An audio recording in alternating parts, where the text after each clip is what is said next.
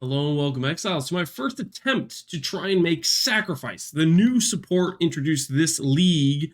I'm trying to make this gem work. Essentially, this gem takes and sacrifices 25% of your current life pool. It's very important because what it means is I can't reserve my 20,000 life pool down and then start casting, I'll get no damage. I have to actually have that life there to sacrifice it, and then of the amount I sacrifice, I get is flat damage. So for me, I have 16,000 life. 25% of that, about 4,000, is how much I sacrifice.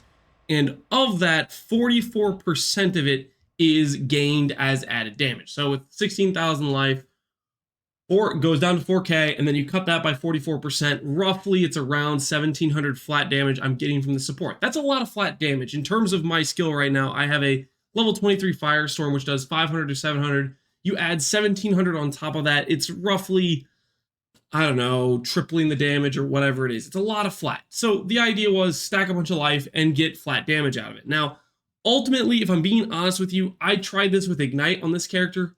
I think the real scenario where Sacrifice actually works, I think it kind of has to be a rathpith build, because investing into all this life it's taxing of an investment, and it costs you a lot of basically investment you could put into scaling damage elsewhere. For example, scaling a bunch of gem levels, you could still get a decent amount of flat that way, and on top of that, you could have a tree where you have a lot more percent damage, a lot more dot multi, whatever it is.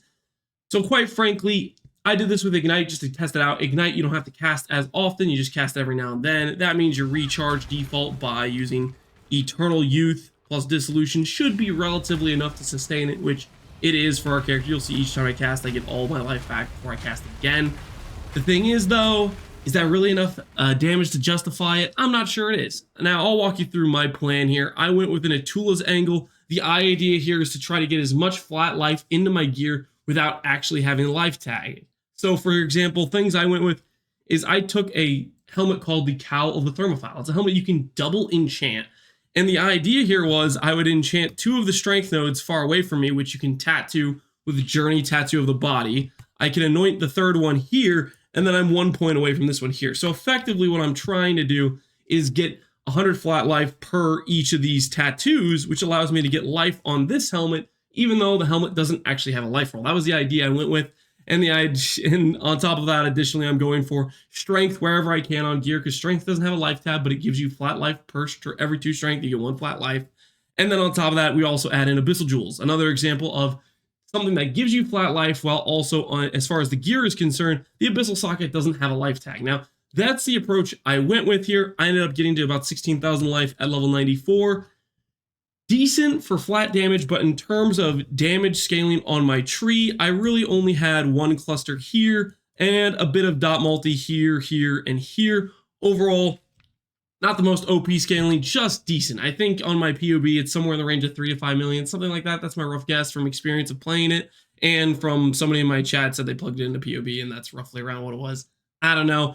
Essentially, what we went with here is I went with blackflame as an occultist, and the idea with blackflame is enemies take their Ignite as chaos damage. What this means is you still scale Ignite with burn damage, fire, dot multi, stuff like that, but everything that is in reference to how the enemy takes the damage, i.e. minus to their resistances or wither. So those are the things we basically get to scale. Is we can do despair for minus res, we can do wither for enemies taking increased damage, and that's the idea behind Black Flame.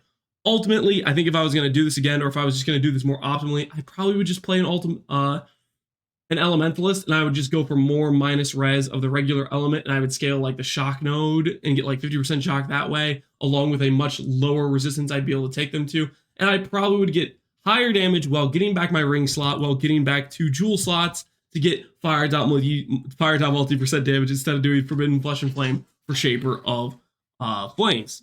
That's the idea behind it, at least.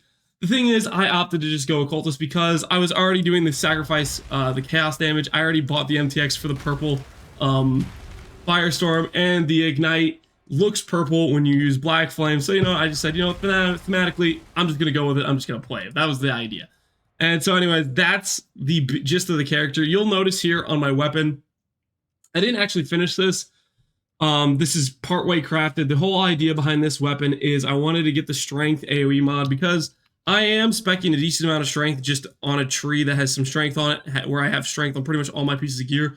And with 900 strength, it's like 50% AoE. It's a pretty good mod. And the idea was I was going to unveil percent fire damage on my prefix pool. Then I was going to do a cannot roll attack, and I was going to slam twice on my prefix. I believe the only non-attack mods on a Redeemer Elder Mace, I might have to check the Elder mod pool again, but I think it's Endurance Charge on kill and +1 socketed gem.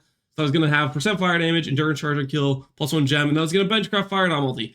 I did about 10-ish Ashlings of unveils, maybe a little bit more. Didn't hit percent fire damage, so this is still just partway through a craft. Ultimately, my plan behind doing this mace and this pretty GG cluster and the Watcher's Eye, where I have recovery rate and dot multi, this build only really needs the dot multi. The recovery rate isn't really that necessary. We are pretty much over our sustain on what we needed, even if we're constantly casting.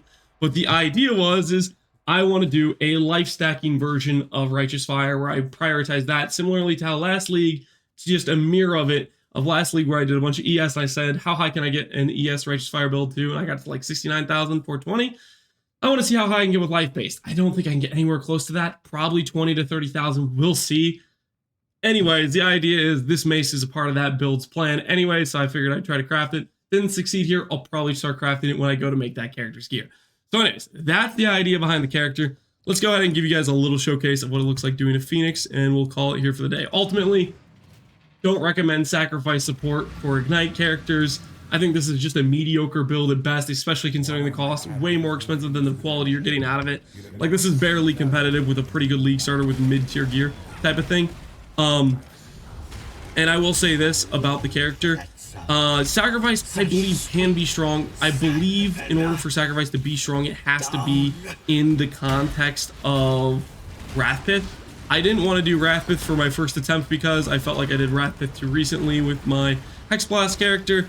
I don't like necessarily being called a one-trick because I do like Rathpith and I use it a lot, so I was hesitant to want to use it again. That being said, I'm geared up to do another Righteous Fire stacking, life stacking build and whatnot, but that's neither here nor there. Needless to say, Sacrifice, I think if there's one scenario, it's a good way to build a character. I think it's Rathpith, Dissolution, life stack.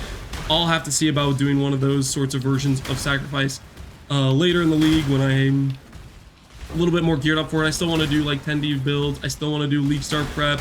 I'm probably going to want to play the events for the whatever events they're planning to, I guess, hold us over for the time being until we get to the essentially next league start. They're going to hold us over with a couple events because it's on, instead of 3 months, it's going to be closer to 4 months on the time frame, and that's okay.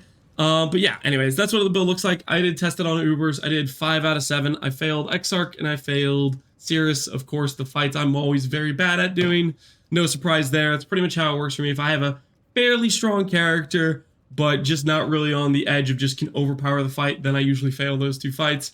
Usually how it goes for me. That being said, I wouldn't recommend Sacrifice support. This is my attempt at it with Ignite. It was pretty mid-tier, but thematically it was fun. It was enjoyable to play.